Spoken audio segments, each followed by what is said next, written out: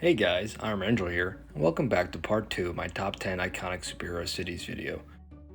If you haven't seen the first part yet and want to check that out before watching this video, the link is down below.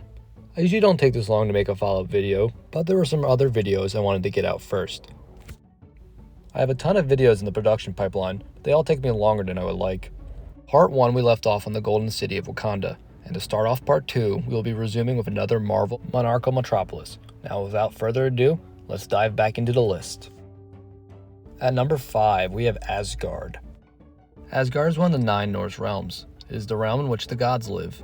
Asgard is a giant golden city that is home to many Norse legends.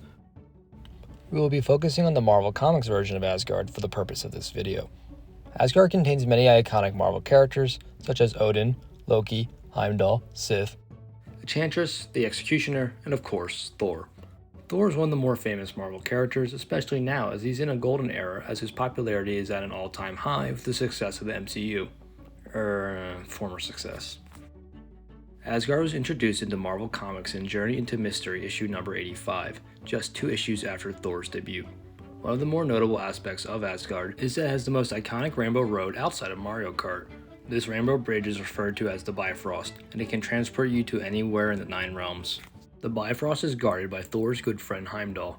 Heimdall has all-seeing eyes that allows him to keep watch over all 9 realms, making him the perfect guardian/operator of the Bifrost. Asgard has been a location of interest for several Thor and Avengers storylines, but the most famous storyline to occur in Asgard has to be its destruction during the events of Ragnarok. Oh, I know. But he can. Asgard is a really unique city with very in-depth lore, and it's definitely earned its spot in the top half of the list. For our next city on the list, we'll be traveling to yet another city ruled by a superhero king, but this time we are jumping over to DC. At number 4, we have Atlantis. Atlantis is an underwater city ruled by the Atlantean royal family. The current king is a half Atlantean, half human hybrid, who is known by many names. His subjects know him as Orin, his friends know him as Arthur, but most people know him as Aquaman. Aquaman debuted in DC Comics in November of 1941 in More Fun Comics issue number 73. Atlantis debuted in DC Comics almost 2 decades later. It first appeared in Metro Comics number 260 in the May of 1959. While Atlantis doesn't contain nearly as many rogues as other cities on this list, it is home to the iconic Ocean Master, Aquaman's half-brother and greatest foe not named Black Manta.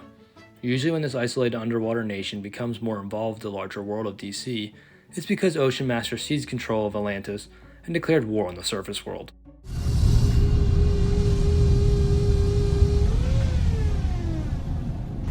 The surface dwellers have killed our king. This is an act of war, and they will pay. Atlantis is an instantly recognizable mythological city, and it translates excellently into the world of DC Comics. It's one of the most unique places in a world full of fantastical locations. It's adapted from Greek mythology seamlessly, earning it the number 4 spot on the list. It also gets bonus points for having the best stage transition in Injustice 2.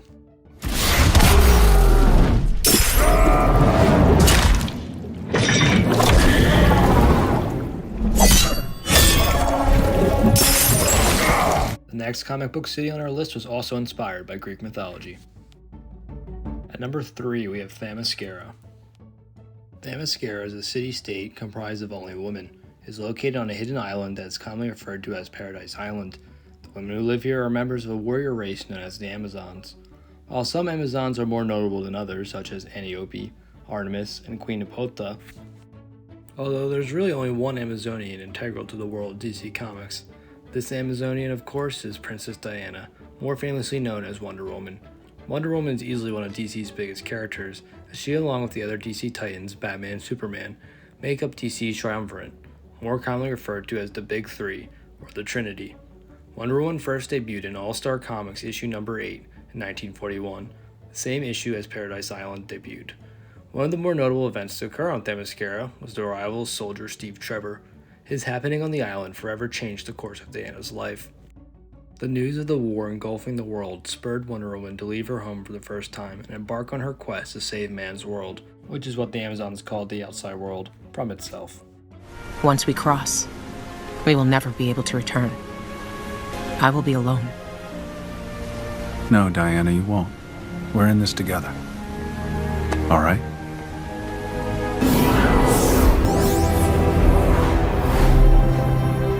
Asgard is an incredibly unique comic book city full of wonderful characters, earning it a spot in the top 3. But there are still 2 superhero cities that are absolutely quintessential to comics left on the list. At number 2, we have Metropolis. Ah, Metropolis. It's the little things that really change a city's vibe. The weather, gentrification, the alien invasion.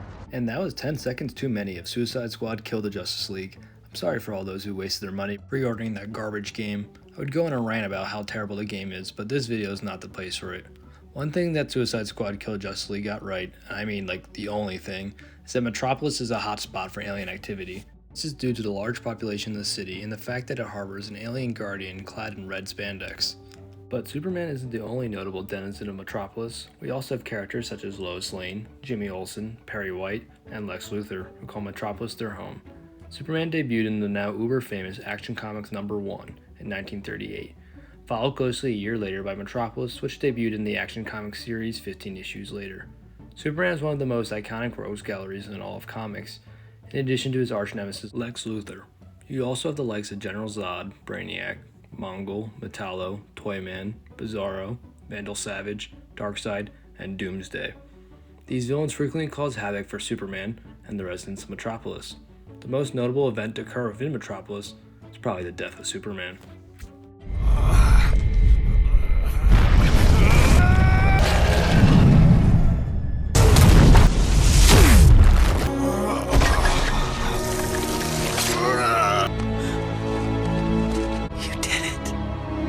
You saved everyone. Good. It's all I ever wanted. Except for you. What a lucky man I was.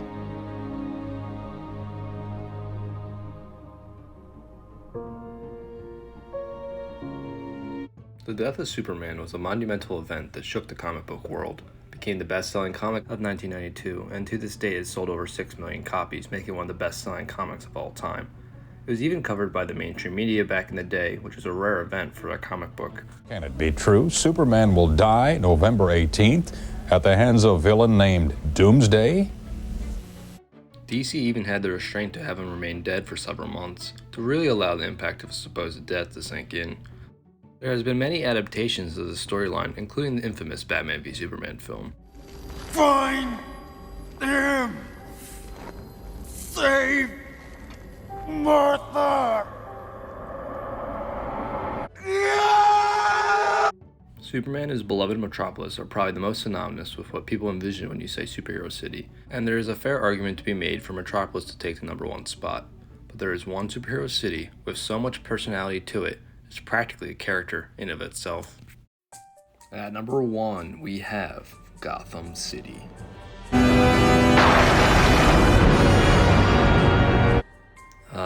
Gotham City. A city that's so fucked up it was deemed to be cursed in several continuities.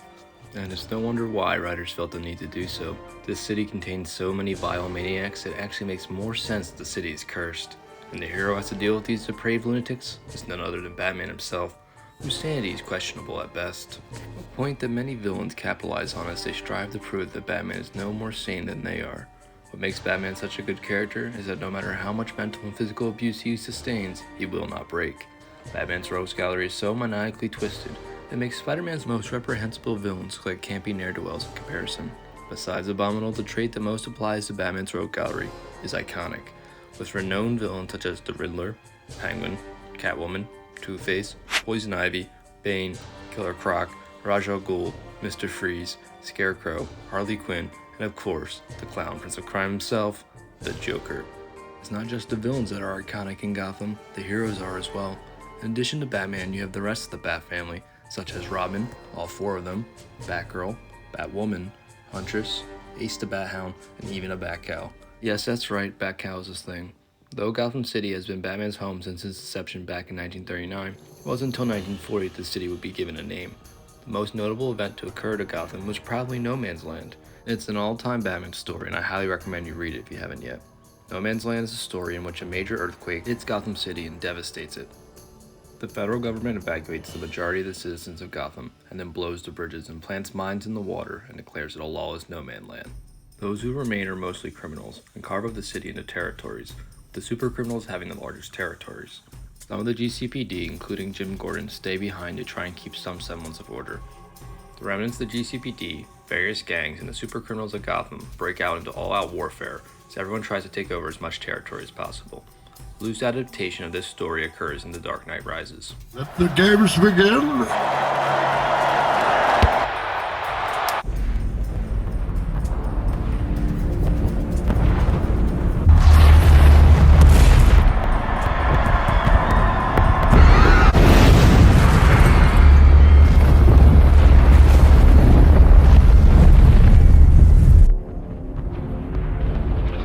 For containing some of the most recognizable heroes, and for having the best rogues gallery in all of comics, it's not even close. Gotham City earns its spot as the most iconic superhero city of all time.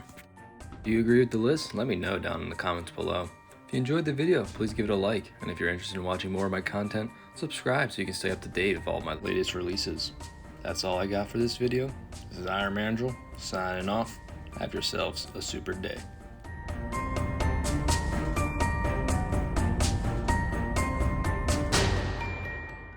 Ciao.